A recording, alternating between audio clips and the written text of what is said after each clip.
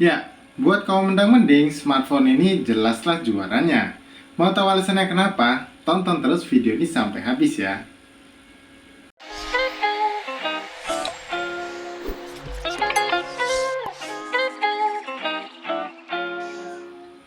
Halo guys, ketemu lagi bareng saya Iksan nih. By the way, nggak kerasa ya, udah sekitar 10 hari saya gunain smartphone Redmi Note 10 ini. Dan di video ini saya mau nyeritain nih, bagaimana experience saya waktu gunain HP ini. Apakah smartphone ini cukup saya rekomendasikan buat kalian beli atau justru sebaliknya? Tapi sebelum saya lanjutin ke video pembahasannya nih guys, saya mau ingetin ke kalian, buat kalian yang suka dengan konten-konten unboxing atau review seperti ini, kalian bisa langsung aja klik tombol subscribe di bawah ini. Dan jangan lupa buat aktifin notifikasi loncengnya, supaya kalian gak ketinggalan update dari channel ini. So kalau udah, yuk kita langsung aja lanjut ke videonya. Ya, jadi ini dia Redmi Note 10 yang bukan Pro. Smartphone kelas menengah dengan harga 2 jutaan yang udah bikin heboh pasar ponsel di dunia. Ya apalagi kalau bukan karena layarnya yang udah Super AMOLED. Tapi menurut saya, alasan yang paling tepat buat kehebohan HP ini justru bukan pada bagian layarnya yang udah menggunakan layar Super AMOLED, melainkan harganya yang hanya dibanderol dengan harga 2,4 jutaan aja. Kalau kalian nggak percaya, coba aja kalian cari smartphone apa yang menggunakan layar Super AMOLED dengan harga 2,4 jutaan. Kalau kalian nemuin, langsung aja kalian isi di kolom komentar ya. Buat desain dari HP ini menurut saya juga udah cakep banget ya, meskipun material bodinya masih full berbahan plastik atau polikarbonat.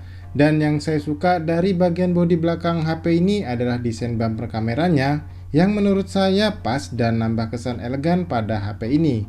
Meskipun kalau dilihat-lihat desain bumper HP ini tuh mirip-mirip sama desain bumpernya Mi 10T series. Kemudian lengkungan pada sisi kanan dan kiri bodi belakangnya ini juga bikin kita ngerasa nyaman ketika menggenggam HP ini dengan satu tangan aja. Ditambah dengan dimensi bodinya yang berukuran 160,5 mm x 74,5 mm dan tebalnya hanya sekitar 8,3 mm aja, HP ini jadi makin kerasa compact buat digunain sehari-hari. Satu-satunya hal yang amat saya sayangkan dari desain bodi belakangnya ini adalah pada finishing bodinya yang masih menggunakan finishing glossy. Jadinya kita bakal dibuat untuk sering-sering bersihin bercak sidik jari yang tertinggal pada bagian bodi belakangnya ini. Tapi tenang aja, kalian bisa atasin hal ini dengan cara memasangkan softcase yang udah disediain di paket pembeliannya.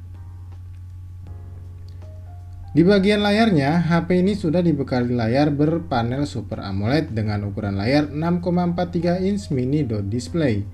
Dan sudah dilindungi dengan lapisan kaca Corning Gorilla Glass 3 yang ditambah dengan screen protector bawaan. Jadinya nggak bikin kalian ngerasa khawatir kalau bagian layarnya ini bakalan mudah tergores saat dipakai main game. Buat kualitasnya sudah pasti layar dengan panel Super AMOLED bakalan enak banget nih buat dipakai nonton di Netflix atau streaming di YouTube. Dipakai buat main game juga udah asik banget nih, gambarnya tajam dan bisa ngasih detail warna yang pastinya manjain mata kalian. Meskipun begitu, saya masih punya sedikit catatan nih untuk karakter warna dari layar Super AMOLED-nya ini, yang condong ke arah warna warm alias kuning. Untuk beberapa isu soal flickering dari layar Super AMOLED-nya ini, saya rasa masalahnya hanya pada bagian kameranya yang digunain untuk melihat kualitas layar dari panel Super AMOLED-nya ini. Contohnya ketika saya gunain kamera 48 megapikselnya Realme CL25, layar HP ini jadi kelihatan flickering. Tapi waktu saya gunain kamera 12 megapiksel Pocophone F1, flickeringnya itu jadi nggak kelihatan sama sekali. Jadi ya kalian nggak perlu khawatir lah ya soal isu dari layar Super AMOLED-nya ini. Untuk spesifikasinya, HP ini hadir hanya membawa satu buah varian RAM aja ya, yaitu RAM 4GB dengan memori internal sebesar 64GB.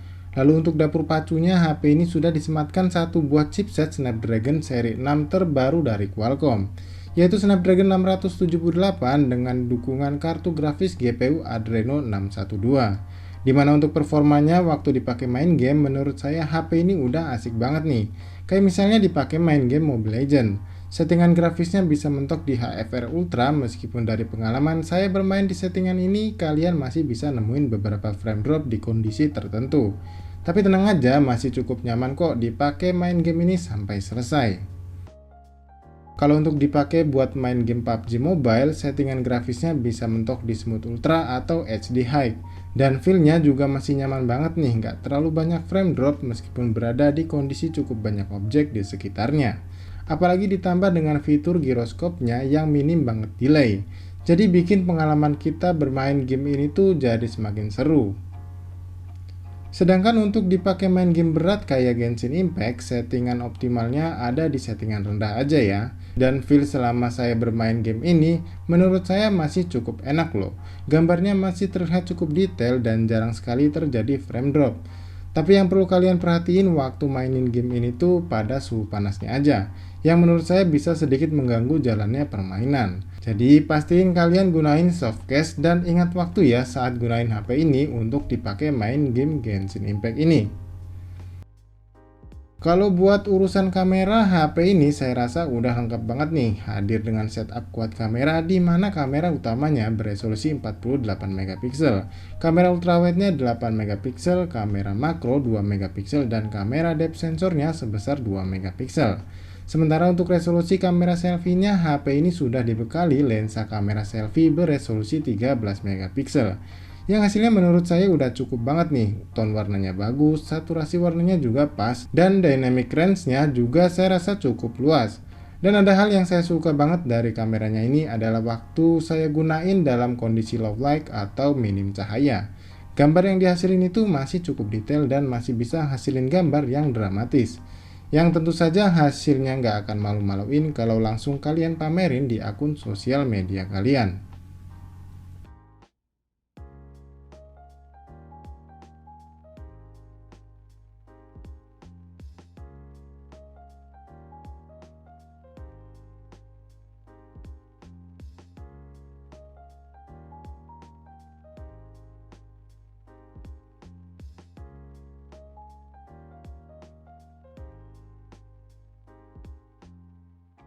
Oke guys, jadi kalau yang ini adalah kualitas kamera dari kamera depannya si Redmi Note 10 yang punya resolusi sebesar 13 megapiksel. Dan untuk settingannya sendiri di 1080p untuk 30 fps nya. Dan kalian lihat sendiri ya guys ya, kayak gini hasil kualitasnya. Kalau di layar ini sih gambarnya tuh bagus dan nggak ada noise ya guys. Kebetulan ini sekitar jam 6 sore ya guys ya, persis jam 6 sore dan keadaannya di pantai kayak gini.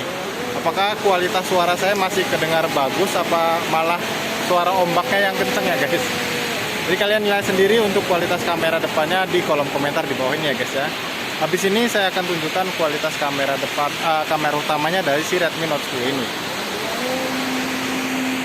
Oke guys, jadi kayak gini ya kualitas kamera belakang dari si Redmi Note 10-nya. Kalau dipakai di kondisi low light kayak gini, dan kebetulan saya record pas lagi mampir ke pantai ya guys, dan kayak ginilah kualitasnya. Ini kalian tahu sendiri, ini adalah di pantai, jadi suaranya apakah cukup jelas dari yang saya keluarkan. Jadi kayak gini ya guys ya kualitas video dari kamera belakangnya si Redmi Note 10 dengan settingan di 1080p 30 fps. Dan untuk resolusinya sendiri kamera Redmi Note 10 ini punya resolusi sebesar 48 megapiksel. Dan kayak gini ya guys. Kalau dilihat di gambar sih ini cakep banget guys, bersih dan ya nggak ada noise di layar yang saya lihat ini. Sekarang kalian nilai sendiri kualitas kamera dari Redmi Note 10 Redmi Note 10 versi reguler ini di kolom komentar di bawah ini ya guys ya. Ya, sekarang lanjut nih buat ngebahas soal daya tahan dari baterai 5000 mAh-nya ini. Dari pengalaman saya pakai HP ini sekitar 10 hari, baterainya ini bisa dibilang cukup awet ya guys. Dan juga udah pasti bisa menemani aktivitas kalian seharian. Apalagi HP ini juga udah punya fitur fast charging sebesar 33 watt. Yang dimana pada paket pembeliannya juga udah disediain kepala charger dengan output 33 watt. Jadinya kalian gak perlu lagi nih buat beli kepala charger untuk nyobain fitur fast chargingnya ini. Dan pastinya juga kalian jadi tambah percaya diri lagi nih kalau kalian gak bakal kehabisan daya baterai dari HP ini. Jadi kesimpulan saya soal HP ini jelas value for money ya. Karena dengan harga 2,4 jutaan aja, kalian udah bisa dapetin experience layar AMOLED dari HP ini. Ya, tapi meskipun saya masih punya catatan soal layarnya ini. But overall, saya tetap rekomendasiin HP ini ya buat kalian beli di tahun 2021 ini. Jadi sekarang saya kembaliin lagi nih penilaian saya soal HP ini ke kalian. Nah, jadi itu tadi ya guys, review soal HP ini menurut pengalaman saya. Apakah sampai di sini smartphone ini layak buat kalian beli atau sebaliknya? So, terima kasih buat kalian yang udah nonton video ini sampai habis. Di sini saya Iksan pamit dan sampai ketemu lagi di video selanjutnya.